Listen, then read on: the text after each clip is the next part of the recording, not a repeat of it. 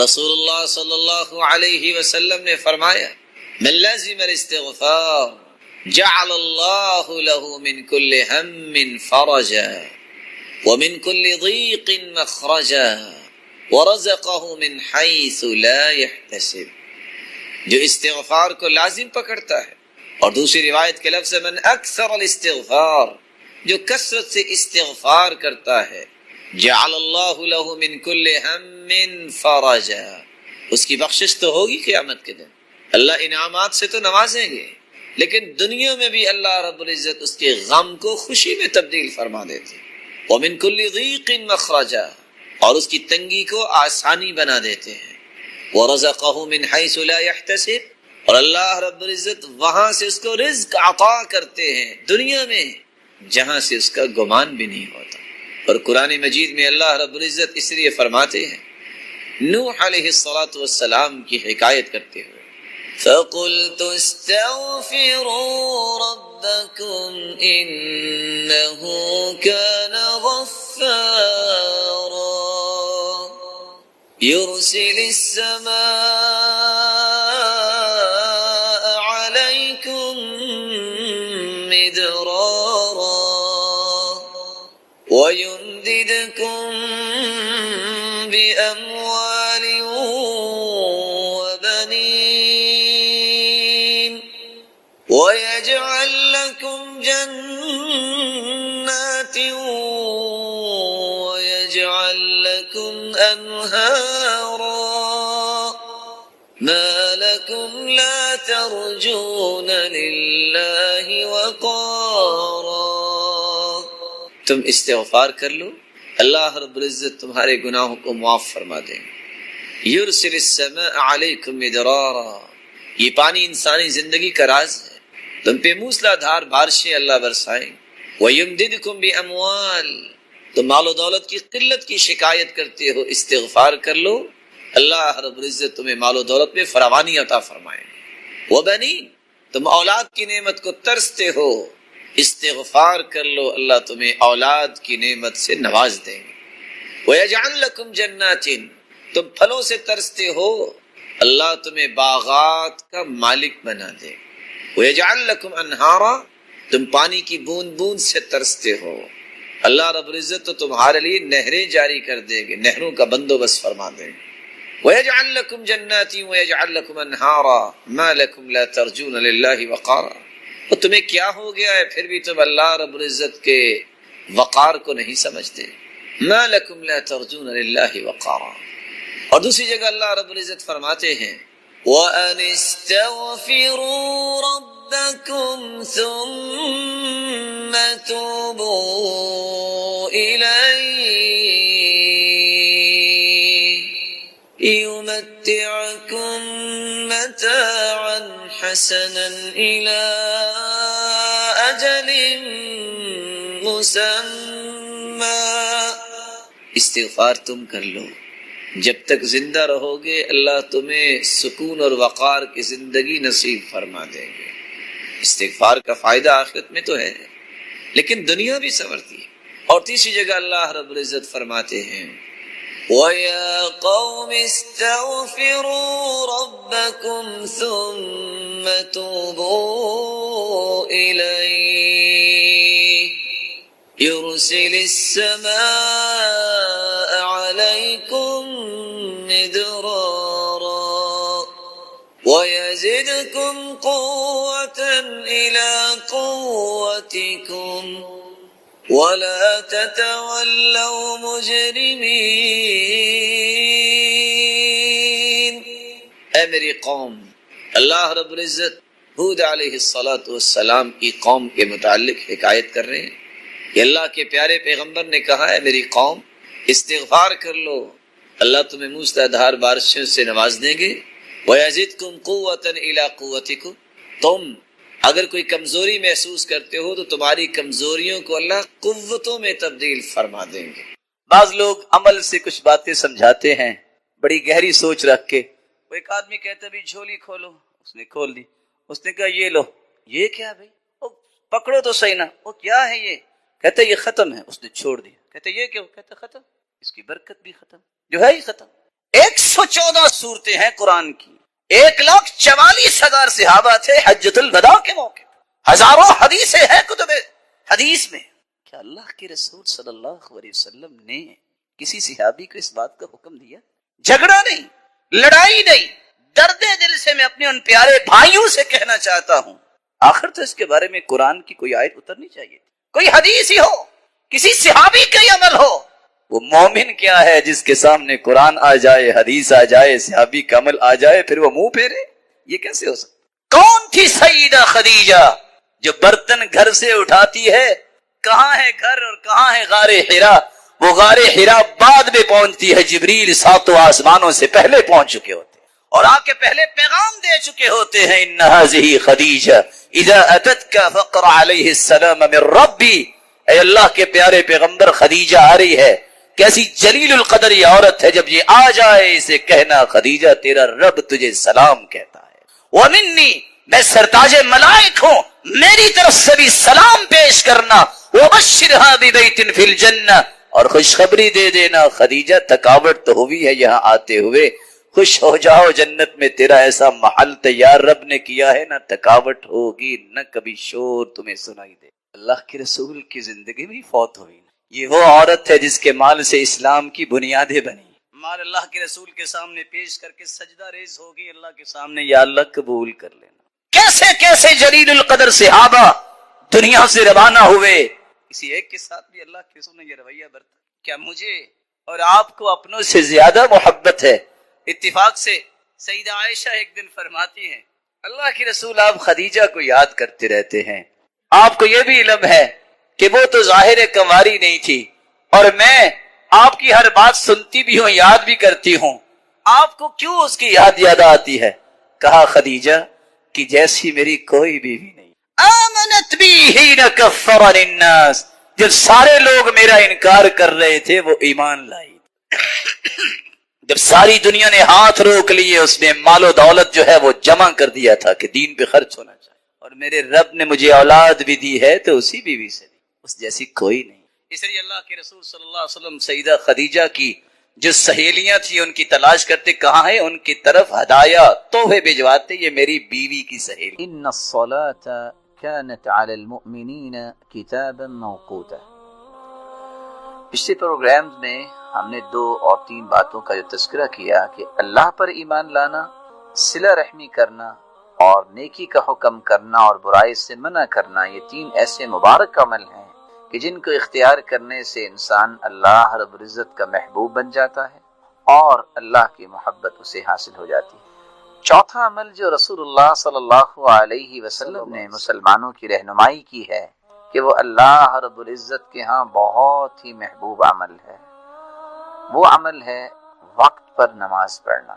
رسول اکرم صلی اللہ علیہ وسلم سے سوال کیا گیا، اور یہ روایت صحیح بخاری اور صحیح مسلم کی روایت ہے. رسول اکرم صلی اللہ علیہ وسلم سے سوال کیا کیا گیا؟ ای العمل احب الی اللہ، کون سا عمل اللہ تعالیٰ کے ہاں سب سے زیادہ محبوب ہے؟ قال الصلاة علی وقتها، تو رسول اللہ صلی اللہ علیہ وسلم نے فرمایا نماز کو اس کے وقت پر پڑھنا. صحابی نے پھر سوال کیا، پھر کون سا؟ تو فرمایا ثم بر الوالدین، والدین کے ساتھ نیکی کرنا. صحابی نے پھر سوال کیا، اے اللہ کے پیارے پیغمبر پھر کون سا؟ قال الجہاد فی سبیل اللہ، اللہ کی راہ میں دین کو سر بلند کرنے کے لیے کوشش کرنا، جہاد کرنا. الصلاة علی وقتها، نماز کو اس کے وقت پہ پڑھنا. نماز ارکان اسلام میں سے دوسرا ایک مہم رکن ہے، بلکہ اگر آپ یہ کہنا چاہیں تو یہ مبالغہ نہیں ہوگا کہ نماز تمام ارکان سے توحید کے بعد سب سے اہم رکن ہے. اور اس کی وجہ کیا ہے؟ توحید کو قبول کر لینے کے بعد، اللہ تعالیٰ کی وحدانیت کو تسلیم کر لینے کے بعد، اللہ رب العزت کو اپنی ذات اور صفات میں یکتا ماننے کے بعد نماز سے بڑھ کے کوئی رکن نہیں ہے. کیونکہ زکوٰۃ اس شخص پہ فرض ہوتی ہے جس کے پاس اتنا مال ہو جو زکوٰۃ کے نصاب کو پہنچتا ہے، اور پھر اس پہ سال گزر جائے تب زکوٰۃ ہوگی. اگر ایک انسان کے پاس مال ہے ہی نہیں تو زکوٰۃ اگرچہ رکن ہے لیکن اس کی حد تک ساقط ہو جائے گا. روزہ اگرچہ اسلام کا رکن ہے، لیکن ایک انسان بوڑھا ہے، اس کے اندر طاقت ہی نہیں ہے کہ وہ روزہ نبھا سکے، تو اس شخص کے حق میں روزہ ساقط ہو جائے گا۔ حج اگرچہ ارکان اسلام میں سے ایک مہم رکن ہے، لیکن حج فرض اس پہ ہوتا ہے جس کے پاس جسمانی طاقت ہو اور مالی طاقت ہو، لیکن نماز کی کوئی اجازت نہیں ہے کہ اس کو چھوڑا جائے۔ یہی وجہ ہے رسول اکرم صلی اللہ علیہ وسلم نے جو امت کو تعلیم دی ہے، صحیح بخاری کی روایت کی روشنی میں آپ صلی اللہ علیہ وسلم نے میدان جہاد میں اور جنگ میں بھی نماز پڑھی ہے، بلکہ صحابہ کو پڑھائی۔ اور صحیح مسلم کی روایت ہے، رسول اللہ صلی اللہ علیہ وسلم نے عمران بن حسین رضی اللہ تعالی عنہ، یہ وہ صحابی ہے جو 30 سال تک بیمار رہے۔ آپ سوچ سکتے ہیں کہ پائلز کی بیماری میں 30 سال اس انسان نے گزارے، اور حدیث کے 3 الفاظ ہیں، لا شکا ولا بکا ولا تزمع۔ 30 سال میں نہ تو یہ کسی کے سامنے روئے ہیں، اور نہ ہی انہوں نے شکوہ شکایت کی ہے، اور نہ ہی اللہ رب العزت کا شکوہ کیا ہے، اور نہ ہی واویلا کیا۔ اس صبر کی وجہ سے اللہ تعالیٰ نے 30 سال اس بیماری کے بدولت ان کو عطا کیا۔ جب وہ سحری کے وقت تہجد پڑھا کرتے تھے تو فرشتے ان کے ساتھ مسافر کیا کرتے تھے۔ رسول اکرم صلی اللہ علیہ وسلم نے ان سے یہ کہا تھا، صلی قائما، میرے صحابی کھڑے ہو کے نماز پڑھو، فَإِن لَمْ تَسْتَطِعْ فَقَاعِدًا، اگر تم کھڑے ہو کے نماز نہیں پڑھ سکتے تو تم بیٹھ کے نماز پڑھو، فَإِن لَمْ تَسْتَطِعْ فَعَلَى جَنْبٍ، اگر تم بیٹھ کے بھی نماز نہیں پڑھ سکتے تو پھر تم کروٹ کے بل ہو کے نماز پڑھ لیا کرو۔ اور دوسری روایت کے الفاظ ہیں، فَأَوْمِئِ مَاءً، اگر اتنی بھی طاقت نہیں تو تم جس حالت میں ہو تم اشارے سے نماز پڑھ لو گے، اجر تمہیں پورا ہی ملے گا، چھوڑنے کی کسی صورت رخصت اجازت نہیں ہے۔ تو میں عرض یہ کر رہا تھا کہ اللہ کے ہاں پسندیدہ عمل وقت پہ نماز پڑھنا، اور نماز ارکان اسلام میں سے توحید کے بعد سب سے اہم رکن ہے۔ اس لیے رسول اللہ صلی اللہ علیہ وسلم نے صحابی سے کہا تھا، وَإِن قُطِعْتَ أَوْ حُرِّقْتَ، تمہارے ٹکڑے کر دیے جائیں، تمہیں جلا دیا جائے، تم نے اللہ کے ساتھ کسی کو شریک نہیں بنانا، شرک نہیں کرنا، اور فرض نماز تم نے نہیں چھوڑی۔ نماز انسان کے لیے ایمان کے تحقق کے لیے ضروری ہے۔ یہی وجہ ہے کہ آج ہم اگر کتابوں کو کھولتے ہیں تو کتابیں ہمیں بتاتی ہیں کہ جو شخص نماز نہیں پڑھتا، ایک ہے سستی کرنا، ایک ہے نماز پڑھتا بھی نہیں اور کہتا ہے نماز کی ضرورت بھی نہیں، معاند بھی ہے، منکر بھی ہے، اور کہتا ہے نماز تو وہ لوگ پڑھتے ہیں جن کے پاس کھانے کو کچھ نہیں تو وہ رو رلا کے اللہ تعالیٰ سے کچھ مانگتے ہیں، میرے پاس تو سب کچھ ہے۔ ایسا انسان بغیر توبہ کے اگر چلا جاتا ہے نا تو کتابیں اس کے بارے میں 5 باتیں لکھتی ہیں۔ لا یغسل، اس کو غسل دینے کی ضرورت نہیں ہے، ولا یکفن، یہ کفن کا مستحق نہیں، ولا یصلی علیہ، اس کی نماز جنازہ نہ پڑھی جائے، ولا یدعا له بالمغفرہ، اور اس کی بخشش کی دعا کی ضرورت نہیں ہے، ولا یدفن فی مقابر المسلمین، مسلمانوں کے قبرستان میں اسے دفنایا نہ جائے۔ رسول اکرم صلی اللہ علیہ وسلم نے الصلاۃ علی وقتہا، نماز کو اس کے وقت پر پڑھنے کی تاکید کرتے ہوئے کیا فرمایا، جو شخص 40 دن تکبیر اولیٰ کے ساتھ نماز پڑھ لیتا ہے بر وقت جماعت کے ساتھ، 2 انعام ملتے ہیں، ایک تو منافق نہیں ہوگا، دوسرا وہ جہنم سے آزاد کر دیا جائے گا۔ رسول اکرم صلی اللہ علیہ وسلم نے اس لیے صحابہ کرام کی تربیت کتنی خوبصورت کی کہ ان کی سب سے بڑی پریشانی یہ ہوتی تھی میری نماز نہ رہ جائے، اور یہی تربیت تابعین کی ہوئی اور سلف صالحین کی ہوئی۔ صحابی عبداللہ ابن ام مکتوم رضی اللہ تعالی عنہ جب رسول اکرم صلی اللہ علیہ وسلم کے پاس آئے اور انہوں نے چند عذر پیش کیے کہ ان کو اجازت ملے کہ وہ گھر میں نماز پڑھ لیں، بر وقت مردوں کو مسجد میں نماز پڑھنی چاہیے۔ صحیح مسلم کی روایت ہے جس میں 3 اعذار کا تذکرہ ہے، 3 عذر پیش کیے گئے۔ عبداللہ ابن ام مکتوم رضی اللہ تعالیٰ عنہ آئے اور کہتے ہیں، یا رسول اللہ صلی اللہ علیہ وسلم، میں ایک نبینہ انسان ہوں، میرا گھر مسجد سے دور ہے اور مجھے گھر سے کوئی لانے والا بھی نہیں ہے، نبینا ہوں، گھر مسجد سے دور ہے، کوئی لانے والا بھی نہیں ہے۔ وَهَلْ تَجِدُ لِي رُخْصَةً أَنْ أُصَلِّيَ فِي بَيْتِي، کیا میرے لیے اجازت نہیں کہ میں گھر میں نماز پڑھ لوں؟ قَالَ وَهَلْ تَسْمَعُ النِّدَاءَ، اذان سنتے ہو؟ قَالَ نَعَمْ، اذان تو سنتا ہوں۔ کہا پھر مسجد میں آ کے نماز پڑھو۔ ایک دوسری روایت میں آتا ہے رسول اللہ صلی اللہ علیہ وسلم سے عبداللہ ابن ام مکتوم کہنے لگے، ان بیتی ومسجدی نخلا وشجرا، میرے گھر اور مسجد کے درمیان درخت ہیں، جھاڑیاں ہیں، اگر میں رات کی تاریکی میں نکلوں، الجھ جاؤں کسی درخت کے ساتھ تو کیا بنے گا؟ کیا میرے لیے اجازت نہیں کہ میں گھر میں نماز پڑھ لوں؟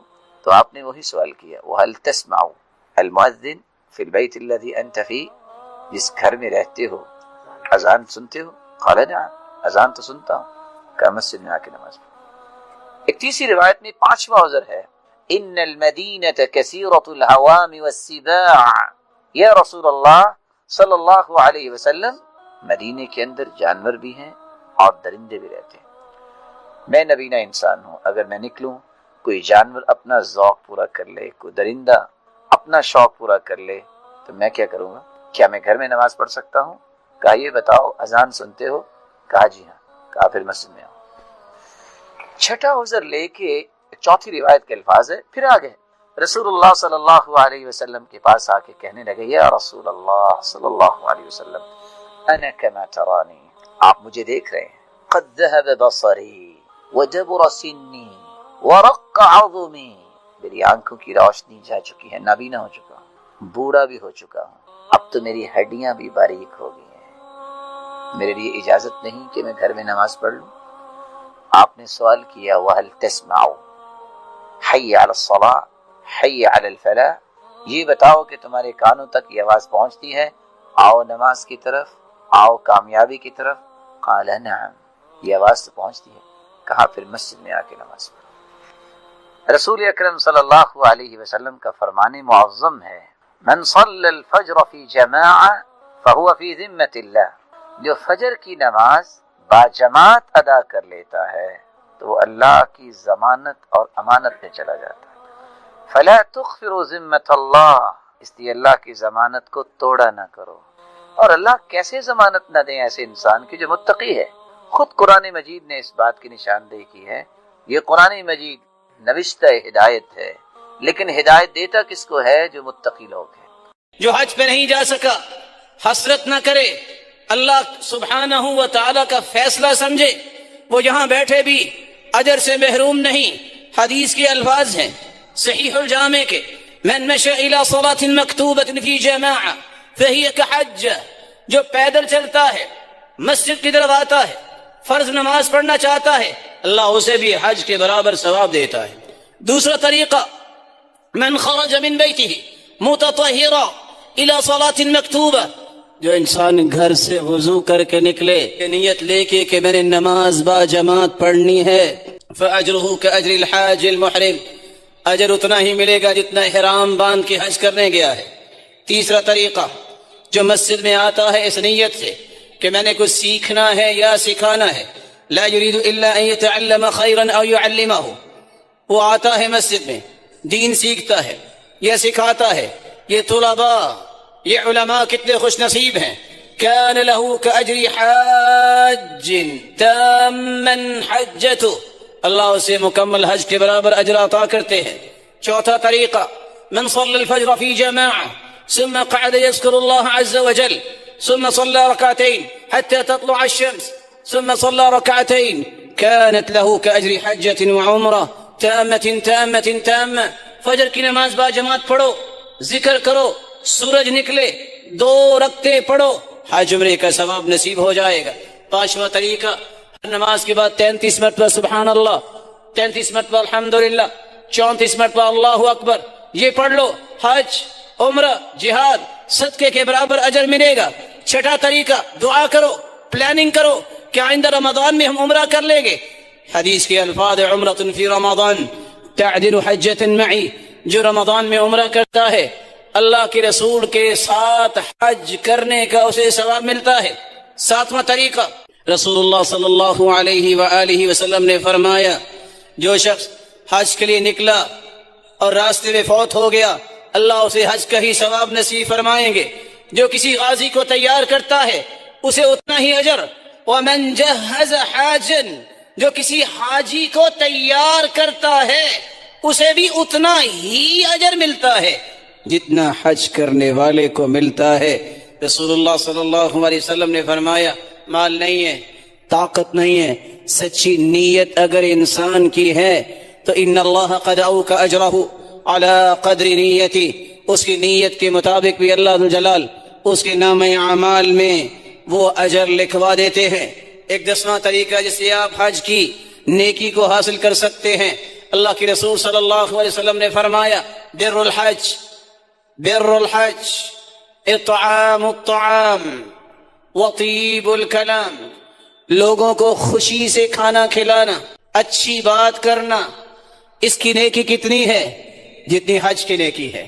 رسول اللہ صلی اللہ علیہ وسلم کے اس فرمان کی روشنی میں سلف صالحین کہا کرتے تھے اگر کوئی شخص واجبات کو ادا کرتا ہے، نوافل کا اہتمام کرتا ہے، پابندی سے وقت پہ آ کے جمعہ پڑھتا ہے تو یہ نفلی حج کے برابر اجر اور ثواب کا مستحق ٹھہرتا ہے. رسول اللہ صلی اللہ علیہ وسلم نے فرمایا دنیا کا کوئی غم کسی کو آئے، کوئی پریشانی آئے، کوئی کرب میں مبتلا ہو، صرف اتنا کہہ دے لا الہ الا انت سبحانک انی کنت من الظالمین لم يدع بها رجل قط الا استجاب اللہ لذلك. اتنا کہنے والا جس غم اور پریشانی کے لیے کہے گا اللہ اس کی دعا کو رد نہیں فرمائیں گے، وہ غم دور ہو جائے گا. اور رسول اللہ صلی اللہ علیہ وسلم نے فرمایا اللهم انت ربي لا اله الا انت خلقتني وانا عبدك وانا على عهدك ووعدك ما استطعت اعوذ بك من شر ما صنعت ابوء لك بنعمتك علي وابوء بذنبي فاغفر لي فانه لا يغفر الذنوب الا انت. اتنے کلمات کو کہہ دے زندگی کا کوئی غم جو ہے اللہ اس کو خوشی میں تبدیل کر دیں گے، کسی پریشانی کو اللہ تعالیٰ راحت میں تبدیل کر دیں گے. تو رسول اللہ صلی اللہ علیہ وسلم کا لایا ہوا دین عبادت، اس سے انسان کی دنیا بھی بنتی ہے اور آخرت بھی بنتی ہے. آپ نے سنا ہوگا نیک لوگ کہتے ہیں اور ہم بھی چاہتے ہیں کہ ایسی بات کہیں، کوئی پریشان ہو اس کو کہا کریں، درود پڑھا کریں اللهم صل على محمد وعلى آل محمد كما صليت على إبراهيم وعلى آل إبراهيم إنك حميد مجيد اللهم بارك على محمد وعلى آل محمد كما باركت على إبراهيم وعلى آل إبراهيم إنك حميد مجيد. اور آگے سے کیا کہتا ہے میرے غم ختم نہیں ہوتے اور آپ کہہ رہے ہیں درود پڑھیں. ارے بھائی غم ختم کرنے کا ہی تو علاج ہے. صحابی اللہ کے رسول کے پاس آئے، اللہ کے رسول صلی اللہ علیہ وسلم میں دعا کرتا ہوں اور درود بھی پڑھتا ہوں، تہائی حصہ درود پڑھتا ہوں، ٹھیک ہے؟ فرمایا فَإِن زِدْتَ فَهُوَ خَيْرٌ لَكَ، یہ بھی اچھا ہے لیکن اگر اس سے زیادہ پڑھ لو تو اور اچھا ہے. فرمایا فَالشَّطْرُ، آدھا درود اور آدھی دعا. فرمایا یہ بھی اچھا ہے. فَإِن زِدْتَ فَهُوَ خَيْرٌ لَكَ، اگر اور پڑھ لو تو اور اچھا ہے. قلت فَالثُّلُثَيْنِ، اگر 2/3 میں درود پڑھ لو تو. فرمایا فَإِن زِدْتَ فَهُوَ خَيْرٌ لَكَ، اگر تم اور زیادہ پڑھ لو تو اور بہتر ہے. کہا اگر میں درود ہی پڑھوں دعا کا موقع ہی نہ ملے تو؟ فرمایا پھر خوش ہو جاؤ 2 کاموں کے لیے. إِذَن تُكْفَى هَمَّكَ وَيُغْفَرُ لَكَ ذَنبُكَ، پوری زندگی کے گناہ بھی معاف ہو جائیں گی اور زندگی کا کوئی بھی غم باقی نہیں رہے گا، سب اللہ ختم کر. سوال یہ ہے کہ انسانی کوششوں اور تقدیر کے حوالے سے جیسا کہ کئی انبیاء نے بہت کاوشیں کی مگر کامیابی کہیں ملی مگر کہیں نہ مل سکی، یہ سوال میرے خیال میں آدھا درست ہے اور آدھا درست نہیں. انبیاء کو دونوں صورتوں میں کامیابی ملی ہے. رسول اللہ صلی اللہ علیہ وسلم نے جو ہمیں دین سکھایا ہے، آپ جب کوشش کرتے ہیں تو آپ کو اجر ملے گا. میں ایک سادہ سی مثال سے بات کو واضح کرتا ہوں. ایک شاپ آپ نے لبرٹی میں بنائی اور آپ نے باہر سائن بورڈ لگا دیا ہے اور لکھ دیا ہے کہ یہاں جو مال ملے گا آپ کو پورے لاہور میں نہیں ملے گا. اگر پورا مہینہ وہاں کے کسٹمر نہیں آتا تو آپ ناکام نہیں ہیں. جو دکان پہ آپ نے بٹھایا اس کو آپ کو سیلری دینی پڑے گی. اسی طرح آپ جو کوشش کرتے ہیں آپ کی بات پہ کوئی لبیک کہے نہ کہے آپ کی جنت تو پکی ہے. کیسے؟ اللہ کی رحمت سے، اللہ کے فیصلے سے. اس لیے یہ کہنا کہ انبیاء کو کامیابی نہیں ملی، کامیابی ملی ہے. کامیابی ان کو چاہیے کیا تھی؟ اللہ کی رضا. کیونکہ کامیابی کا زاویہ طے کرنا ضروری ہے. ہم کامیابی سمجھتے کس کو ہے؟ اس لیے کچھ لوگوں کا ذہن ہوتا ہے اب میں کام نہیں کرتا. اچھا جی، آپ کام کیوں نہیں کرنا چاہتے؟ لوگ میری بات ہی نہیں سنتے. تو ہم کیا کہتے ہیں؟ وَالنَّبِيُّ يَمْشِي مَعَهُ الْعَشَرَةِ. قیامت کے دن کچھ پیغمبر آئیں گے جن کے ساتھ 10 امتی ہوں گے. وَالنَّبِيُّ يَمْشِي مَعَهُ الْخَمْسَ.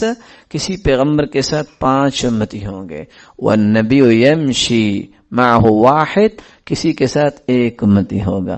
وَالنَّبِيُّ يَمْشِي وَحْدَهُ. اور کچھ انبیاء اکیلے ہی آئیں گے، ان کا کوئی امتی بنا نہیں ہوگا، لیکن پھر بھی وہ کامیاب ہیں. کیونکہ ہم کیوں دعوت دیتے ہیں، کیوں دین کی بات کرتے ہیں؟ قالوا معذرۃ الی ربکم. ہم اللہ کے ہاں عذر پیش کرنا چاہتے ہیں. اے اللہ، تیرے حکم، تیرے فرمان کی روشنی میں ہم نے پیغام دیا تھا، ہم اپنا عذر پیش کر سکیں اور اللہ کی رحمت کے مستحق بن سکیں. رہا تقدیر کا معاملہ، تو تقدیر کے معاملے میں بہت سارے لوگ سوال کرتے ہیں. میں چاہوں گا کہ گنتی کے 4 نقطے زندگی بھر کے لیے دل میں محفوظ کر لیے جائیں. سب سے پہلا نقطہ، تقدیر اندازہ ہے. تقدیر کی 2 قسمیں ہیں، معلق اور مبرم. مبرم تقدیر وہ ہوتی ہے اٹل فیصلہ اللہ تعالیٰ کا. وہ اٹل فیصلہ کیا ہے؟ موت کا فیصلہ اٹل ہے، وہ چینج نہیں ہو سکتا، ایک پل آگے نہ پیچھے نہیں ہو سکتا. کچھ تقدیریں ہیں معلق. معلق کا مطلب ہے لٹکی ہوئی. اگر آپ یہ نیکی کرو گے تو آپ کو یہ ملے گا، آپ کو اگر برائی کرو گے تو آپ کو یہ نقصان ہوگا. تو کچھ پہلو اللہ تعالیٰ نے اپنے پاس رکھے ہیں اور کچھ انسان کو بھی معمولی سے اختیار دیا ہے اور راستے دونوں دکھا دیے ہیں. اس لیے یہ سمجھنا کہ میری تقدیر میں یوں لکھا ہے، یہ لوگ اس وقت کہتے ہیں جب کام کر چکے ہوتے ہیں. ذرا پہلے کہیں نا کہ ایسے لکھا ہے. اور اگر پہلے بھی کو کہہ دے کہ لکھا ہے، آپ نے پڑھا کہاں ہے؟ کیا تقدیر کا کوئی پیپر چھپ کے دنیا میں بھی آیا ہے؟ وہ تو اللہ نے لوح محفوظ میں لکھا ہے، وہ اللہ ہی جانتا ہے. دوسری بات، رسول اللہ صلی اللہ علیہ وسلم نے فرمایا اعملوا فکل میسر لما خلق له. تمہاری ذمہ داری ہے عمل کرنا، جو اللہ نے لکھا وہ تو ہونا ہے، لیکن اعملوا، عمل کی ذمہ داری کو چھوڑ کر کہنا بس جی ہماری قسمت میں لکھا ہے، یہ مشرکوں کا جواب تھا. اور مشرک کیا کہتے تھے؟ لو شاء اللہ ما اشرکنا ولا آباؤنا. اگر اللہ چاہتا تو نہ ہم شرک کرتے نہ ہمارے آباء و اجداد شرک کرتے. یعنی نعوذ باللہ اللہ نے شرک کروایا ہے. تو یہ مقولہ کہ بس جی ہماری قسمت میں یہ ہے، یہ مشرکوں کا جواب ہے. مومن کا جواب کیا ہے؟ اعملوا، میں تو اللہ کی دی ہوئی توفیق سے نیکیاں کروں گا، میں نے تو اچھے کام کرنے ہیں اور فیصلہ اللہ پہ ہے. جو اللہ تعالیٰ میرے بارے میں فیصلہ کریں گے وہ اچھا ہوگا. تیسری بات، رسول اللہ صلی اللہ علیہ وسلم نے فرمایا 3 ایسے بدبخت لوگ ہیں جن کے نہ تو فرائض قبول ہیں نہ نوافل قبول ہیں. پوچھا وہ کون سے ہیں؟ فرمایا ایک شخص تو وہ ہے مدمن الخمر، شرابی، جو شراب میں ہر وقت دھت رہتا ہے. اور دوسرا والعاق، جو والدین کا نافرمان ہے. اور تیسرا مکذب بالقدر، جو تقدیر کو جھٹلاتا ہے، اس کا انکار کرتا ہے.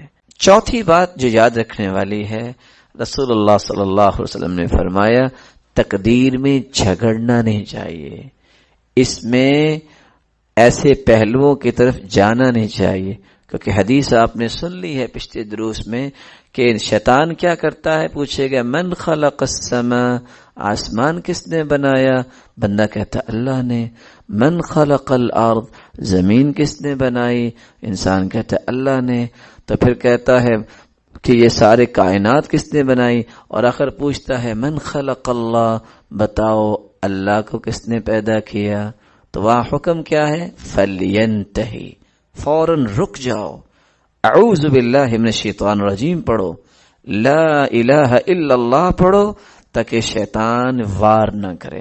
علی رضی اللہ تعالیٰ عنہ کے پاس ایک شخص آ گیا اور کہتا ہے مجھے سمجھ نہیں آتی، سارا اختیار اللہ نے اپنے پاس رکھا ہے۔ کہا نہیں، آپ کو بھی کچھ دیا ہے۔ کہا تو پھر میں کہتا ہوں سارا اختیار ہمیں دیا، اللہ نے اپنے پاس رکھا ہی نہیں، ہم جو مرضی کریں۔ کہا نہیں، یہ نہیں ہو سکتا، اللہ تعالیٰ نے جو فیصلے دیے ہیں وہ واضح فیصلے ہیں۔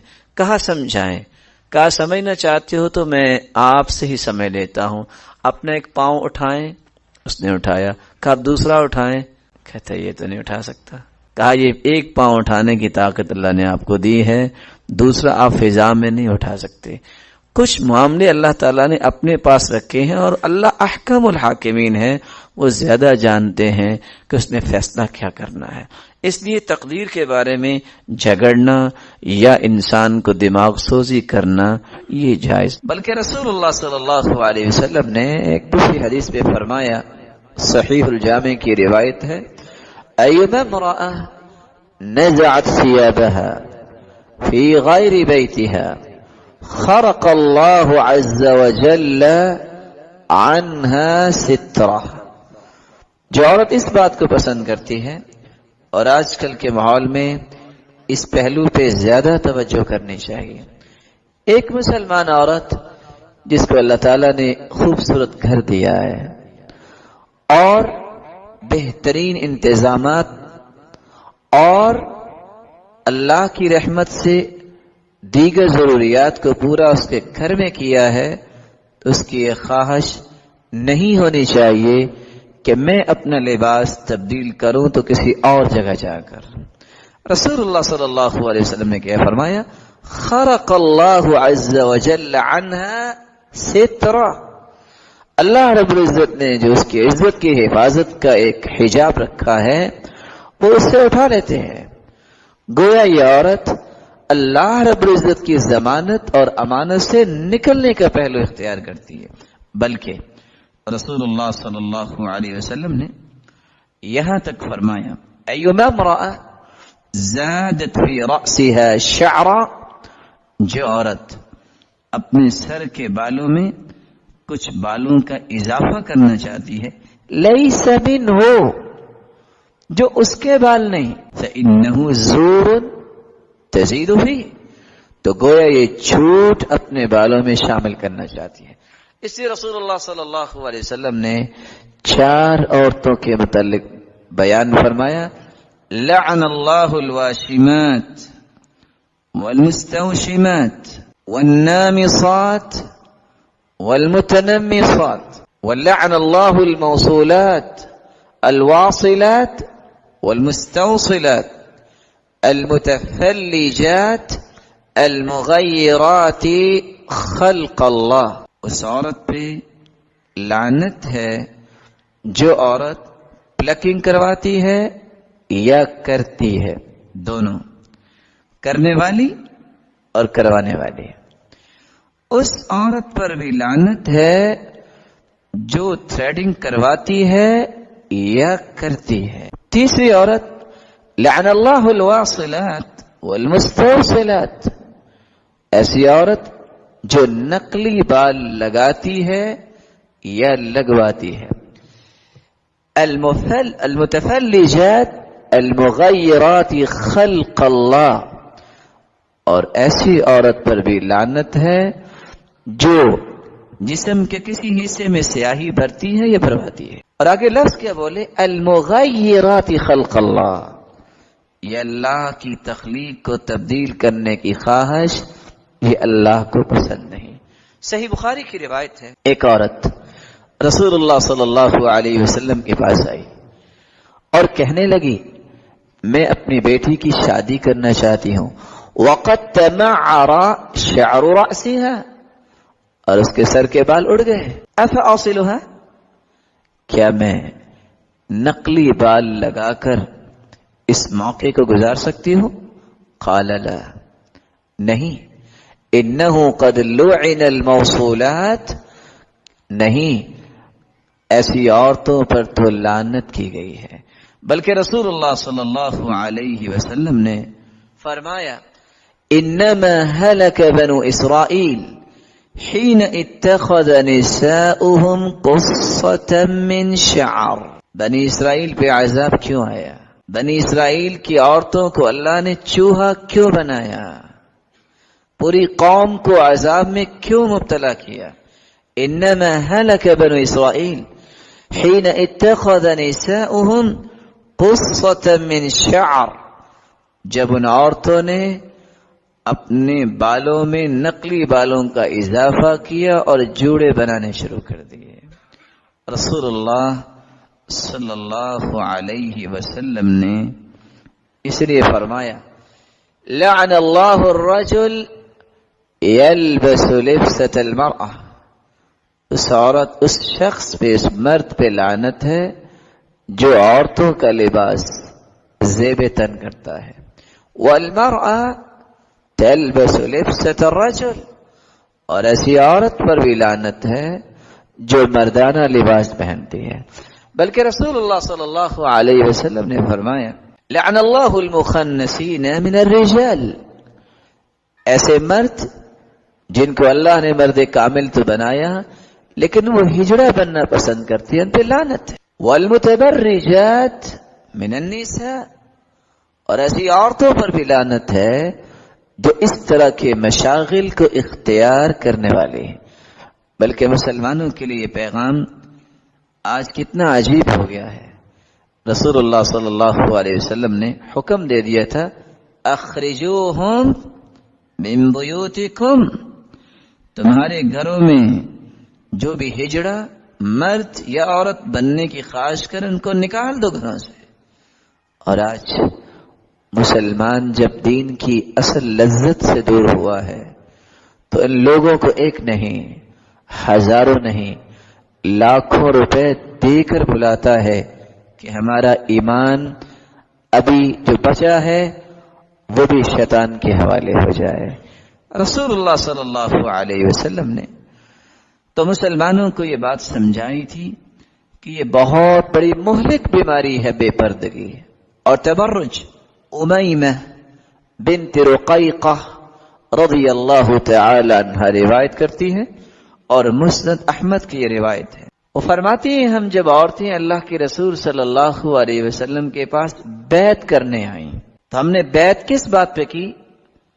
ابایعک علی اللہ تشرک باللہ، رسول اللہ صلی اللہ علیہ وسلم نے فرمایا میں تمہاری بیعت کو قبول کرتا ہوں اس شرط پہ، اللہ تشرک باللہ، تم شرک نہیں کرو گے، ولا تسرقی، تم چوری نہیں کرو گے، ولا تزنی، تم اللہ کی نافرمانی بدکاری نہیں کرو گی، ولا تقتلی ولدکی، تم اپنے بچے کو قتل نہیں کرو گی، ولا تأتی ببہتان تفترینہ بین یدیک ورجلیک، اور تم کسی بھی پاک دامن عورت پہ بہتان نہیں باندھو گی، ولا تنوحی، اور کسی بھی مصیبت کے وقت تم نوحہ نہیں کرو گی، واویلا نہیں کرو گی، ولا تبرجی تبرج الجاہلیہ،